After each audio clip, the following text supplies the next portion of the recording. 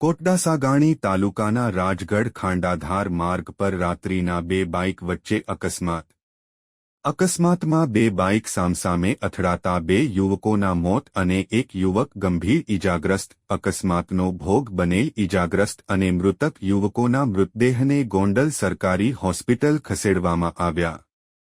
ઇજાગ્રસ્ત કિશન પડાળિયા ઉ.વ. 23 નામના યુવકની હાલત ગંભીર જણાતા વધુ સારવાર અર્થે રાજકોટ ખસેડવામાં આવ્યો.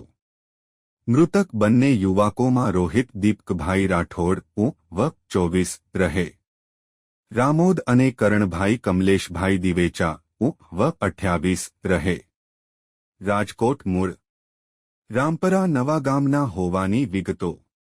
અકસ્માતની ઘટનાની જાણ થતાં કોટડાસાગાણી પોલીસે ગોંડલ સિવિલ હોસ્પિટલ ખાતે દોડી જઈને તપાસ હાથ ધરી.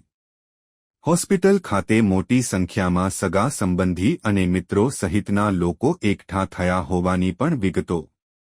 રિપોર્ટર આશિષ પાટડિયા, કોટડાસાગાણી.